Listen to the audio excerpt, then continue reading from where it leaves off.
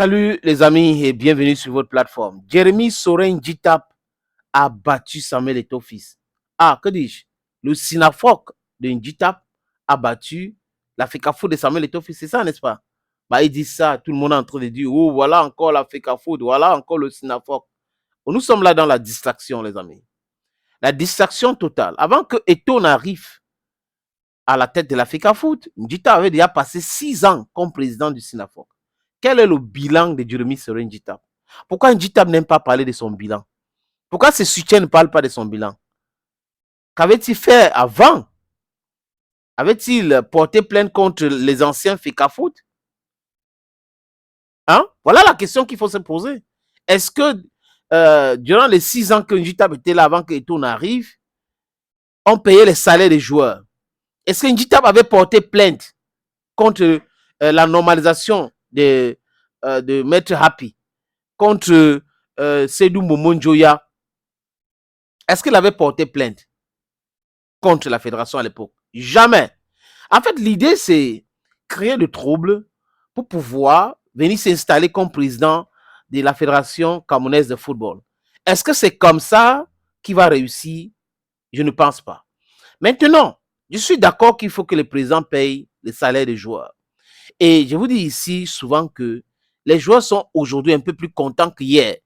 C'est pour cette raison que quand je vois les agitations de certains mercenaires affairistes qui se passaient pour les présidents de clubs, qui sont hors sujet aujourd'hui, qui n'arrivent pas à faire fonctionner leur club, qui ont déjà arrêté dans le football et qui sont en train de manigancer tout pour pouvoir mettre en difficulté Samuel Eto'o-Fils et la FECAFOOT.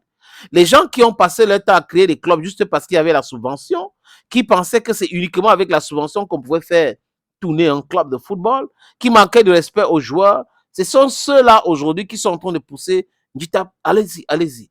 Mais la question Njitap que je te pose, tu as passé 6 ans à la tête du Sinafok que Maïbi t'a donné gratuitement. Oui, gratuitement. Tu as fait quel effort? Comme ça. Et il t'a installé avec Lucien Metomo. Tu as chassé Metomo, non? Parce que Metomo n'est pas d'accord avec ta façon de faire ou ton plan secret. Donc tu as dit, ok, si tu n'es pas d'accord avec mon plan secret pour éviter le Ngambé, bah, tu vas te mettre hors. Il a créé son association maintenant, qui est membre de la Fédération camerounaise de football. Lors comment on appelle ça, le trophée des champions, bah, c'est lui qui est venu avec le trophée. Ah oui, oui, Lucien Motomo, qui est aussi un grand défenseur devant l'éternel, a joué à Manchester City. Donc, il a gagné aussi 2 CAN comme vous tous. Donc, quand on finit de dire ça, les amis, c'est pour que les gens ne se paient pas. Si Njitap a passé 6 ans à la tête du Sinafok et que le football se joue au Cameroun, il y a même une année où il n'y avait même pas le championnat, il n'a pas porté plainte à la fédération. Il se réveille aujourd'hui, depuis qu'Eto'o est arrivé, hein, pour commencer à parler de salaire, parce que c'est Eto'o qui parle de salaire.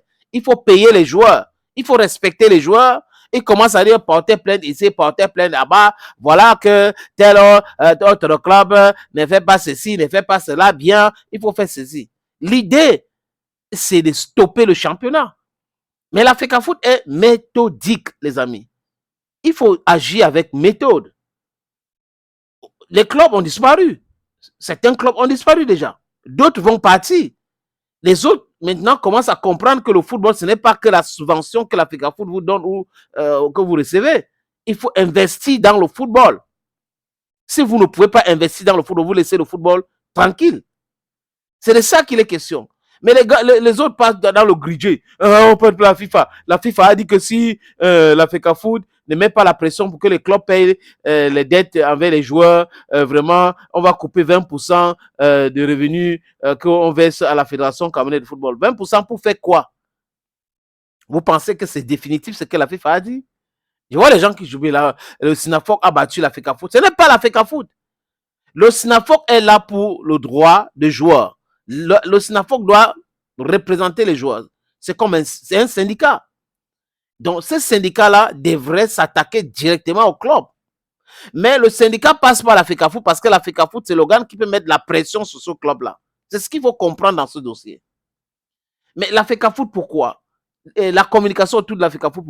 Pourquoi le SINAFOC ne communique pas encore et encore le nom de club et les montants que ce club-là devrait verser à ce joueur-là? C'est la mascarade, tout simplement, les amis. Les gens sont en train de défendre leurs amis. Regardez le club.